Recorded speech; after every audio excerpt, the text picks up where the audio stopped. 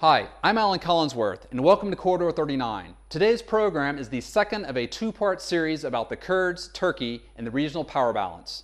Turkey has come a long way in the last decade in bringing its Kurds, representing some 20% of its population, into the economic and political mainstream. But the potential for violent separatist movements continues to haunt not only Turkey, but also neighboring Iran.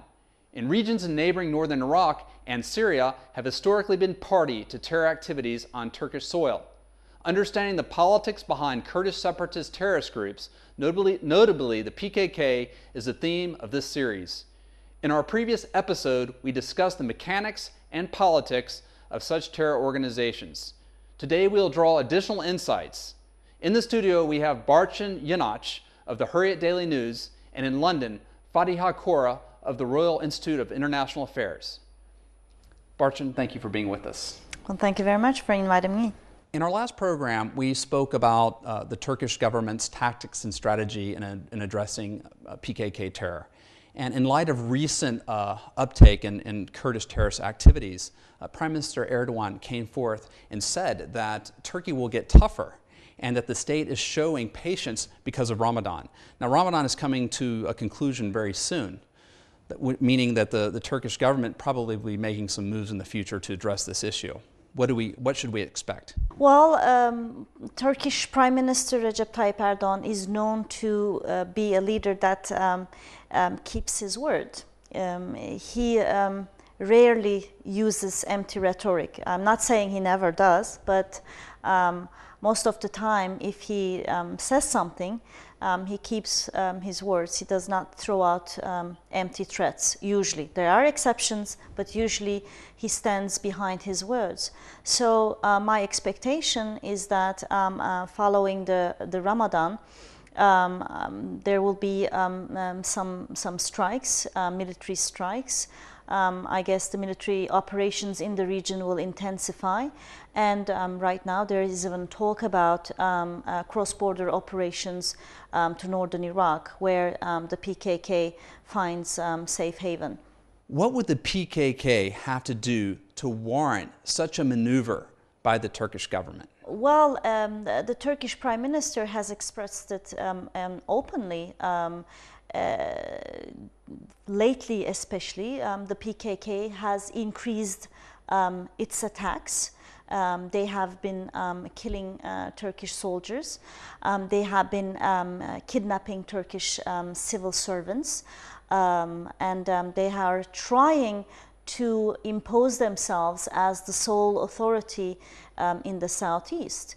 But just set aside their policy of imposing themselves as the sole authority in the southeast, but the mere fact that they are killing people is enough reason for the Turkish government to strike back. But I believe that one of the reasons why the Turkish Prime Minister has used the term, our patience is running thin, is that I guess the Prime Minister believes that the reaction, the policy and the stance of the PKK is especially unfair in the face of all the Kurdish initiatives that has been undertaken by the government. Now, the Kurdish initiative might have some shortcomings. It might not have come up with the desired outcome. It was not exactly defined, etc., etc.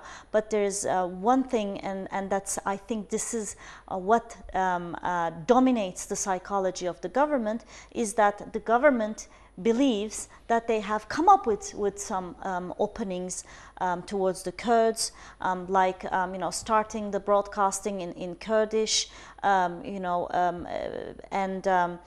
giving a freer atmosphere in the southeast as far as the cultural rights are concerned. So the psychology of the government, we have done so much for the Kurds, and the answer shouldn't have been to strike back and to strike deadly. Has this opening process, has it been derailed?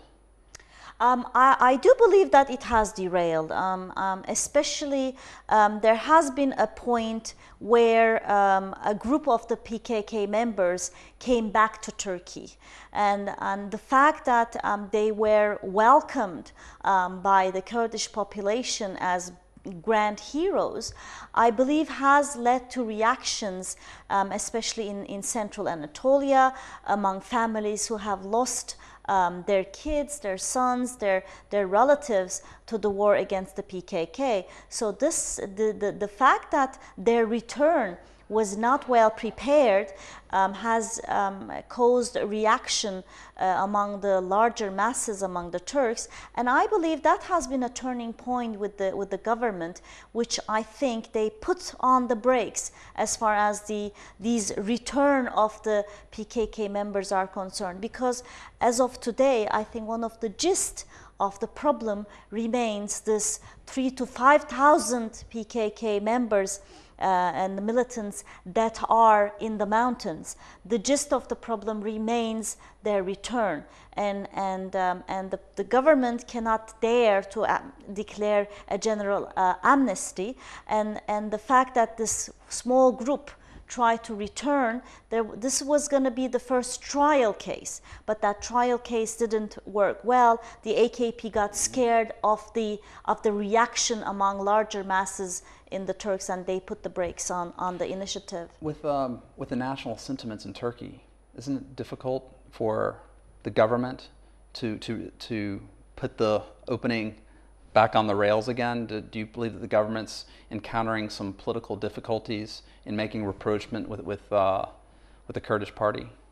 Well, of course, and the national sentiments are running high. Obviously, when you've got families who have lost their kids in the war against what is being presented as terrorism, the national sentiments will, of course, rise high. But in such cases, whenever there has been some kind of a solution, obviously that has taken some courage. You know, you have to face these reactions because it was the same government who has said time and again that military measures itself is not sufficient to solve the problem. This is not just a terrorism problem. There is a political side to it. There is an economic, social side to it. There is a cultural side to it. So if you listen to these national sentiments, then you will end up having much more bloodshed and much more dead people around. So it takes courage to solve these kind of problems, and courage means sometimes you have to keep your eyes and your ears close to the reactions of those grieved ones. Unfortunately, yes, there are some who have grieved, but you're doing this in order to prevent more grievances. I'd like to bring Fatih Hakora into the conversation. Mr. Hakora is the Turkey analyst of the London-based Royal Institute of International Affairs, also known as Chatham House. Mr. Hakora, can you hear us? Yes, I can. The Turkish government has come forth and said that Turkey no longer has a Kurdish problem, but what it has is a terrorist problem. Could you please give us your insights to that statement? It's been quite unfortunate that recently the political discourse regarding the Kurdish issue and the PKK violence is very much reminiscent of the 1990s. We see a hardening of the language.